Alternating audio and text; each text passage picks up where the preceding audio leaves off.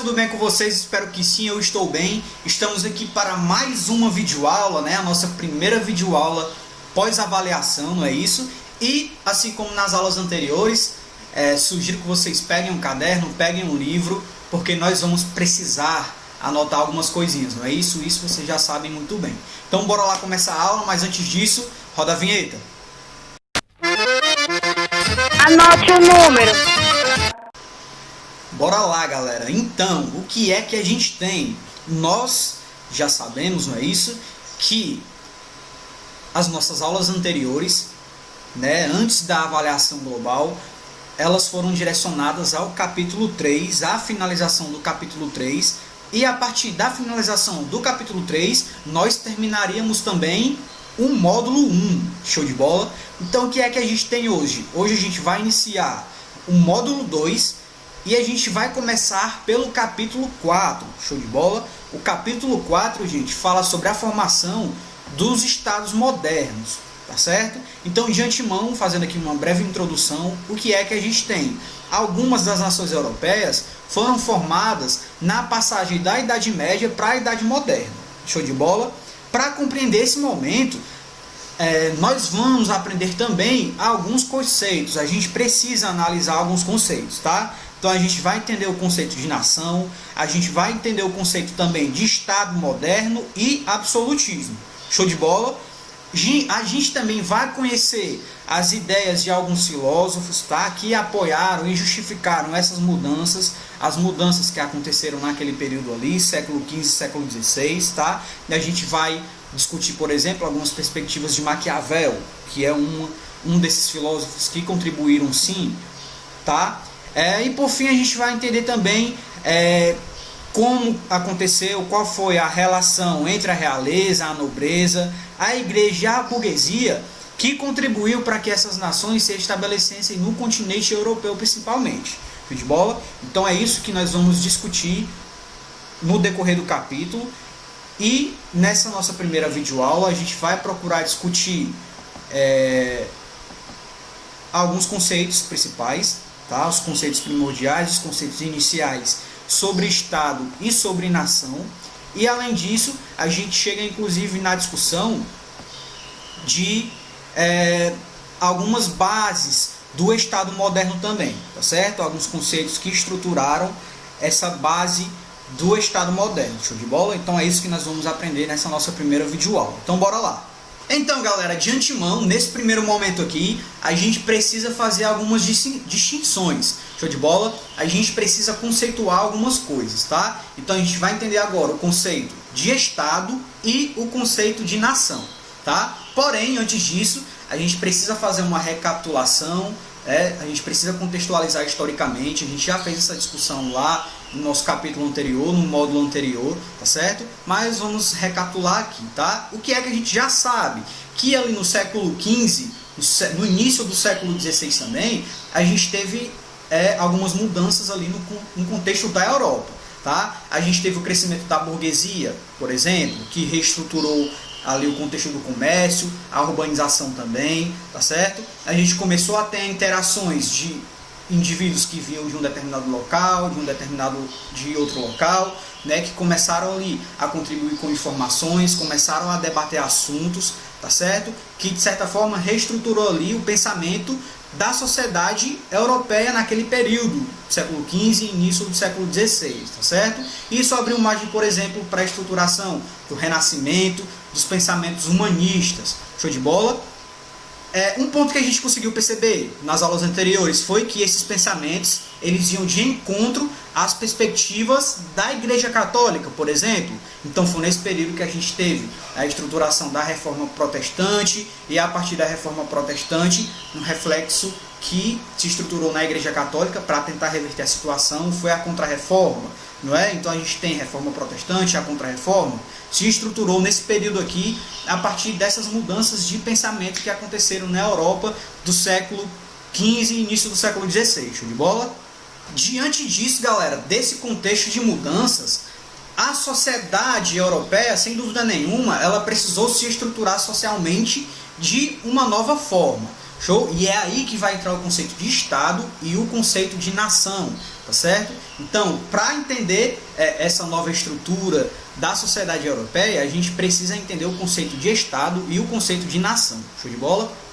Em relação ao Estado, galera, a gente pode conceituar Estado como uma unidade que vai controlar um território, que vai administrar um determinado território, tá certo? De forma bem objetiva. Na estrutura do Estado, a gente pode citar, por exemplo, as instituições burocráticas, tá? Como exemplo de instituições burocráticas, a gente pode citar as Forças Armadas, tá? Por que eu citei as Forças Armadas como uma instituição burocrática que está inserida dentro de um Estado? Porque naquele período ali, da Idade Média, não é? Os estados ali, eles começaram a estruturar exércitos para cuidar dos seus territórios, tá certo? Além disso, os estados, né, a partir da estruturação dos estados, foram criados novos impostos, tá certo?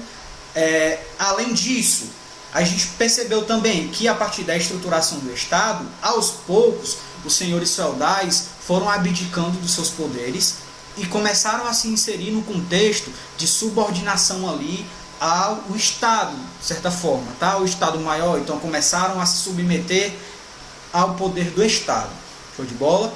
E além disso, na estruturação do Estado, na criação do Estado, a gente teve a burguesia como uma classe muito importante que, sem dúvida nenhuma, contribuiu para que o Estado se desenvolvesse, tá? A burguesia, gente, sem dúvida nenhuma, tinha interesse com que existisse um poder centralizador que apoiasse ali as suas intenções, não é, que apoiasse os seus objetivos. Então, na estruturação do Estado, a burguesia foi muito importante. Show?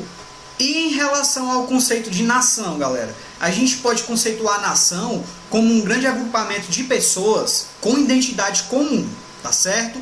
Esse agrupamento de pessoas, gente, é constituído por ligações históricas, por ligações culturais e linguísticas também, certo? E essas pessoas, elas não necessariamente precisam estar inseridas numa mesma região. Show de bola? Diante desses conceitos, galera, a gente precisa entender que durante a formação dos Estados nacionais se estabeleceu uma estrutura de poder centralizadora. Show de bola? Além disso, as ideias de nação e a ideia também de identidade nacional foram sendo construídas ao longo do tempo. Show de bola? O que a gente precisa considerar também, galera, na estruturação dos Estados-nações, tá? A gente precisa entender que cada Estado-nação tem as suas características próprias, tá? A partir da sua estruturação histórica, a partir das suas perspectivas históricas, tá certo? Então, cada Estado-nação tem suas próprias características, certo? Então, galera, a partir desses conceitos, a partir dessas perspectivas, a gente já consegue ter uma noção das bases do Estado moderno, tá? O que é que a gente tem ali no final do século XV? As nações, elas começaram a se estruturar, elas começaram a demarcar principalmente as suas fronteiras, tá certo? Então, algumas nações, elas tinham, sim, o poder centralizado, tá? Na figura de um monarca, principalmente. Então, o monarca ali, o rei, ele estava acima de qualquer instituição, estava acima de qualquer poder, tá certo? Então, o monarca ali, ele tinha, sem dúvida nenhuma, o poder absoluto. Então, era ele que iria controlar lá os ministros, os funcionários, tá? Então, era o monarca, sem dúvida nenhuma, o rei, que iria ter o poder absoluto, que iria controlar tudo no contexto da nação, certo? Então, galera, esse regime político, né, e centralizado na figura do monarca é chamado de absolutismo. Show de bola? E o regime absolutista, ele foi possibilitado, inclusive, pelos conflitos que aconteciam entre a burguesia, que está lá no terceiro estamento, e a nobreza, que está no segundo estamento, tá certo? Então, os constantes conflitos entre essas figuras sociais fizeram com que o regime absolutista se concretizasse, tá? Então, os burgueses e a nobreza cederam o espaço para o monarca tentar intermediar essas relações e esses conflitos aí. Isso, galera, a gente pode encontrar na página 373 do livro de vocês, tá certo? Então, o que é que vai falar? Que cada estado, sem dúvida nenhuma, centralizou a administração, tá? A cobrança de impostos, a unificação de pesos e medidas e a cunhagem de uma moeda única também. tá? Então tudo isso ocorria sem dúvida nenhuma sob a tutela do monarca, show? Então todas essas práticas, sem dúvida nenhuma, galera, formavam a base do Estado-nação, tá certo?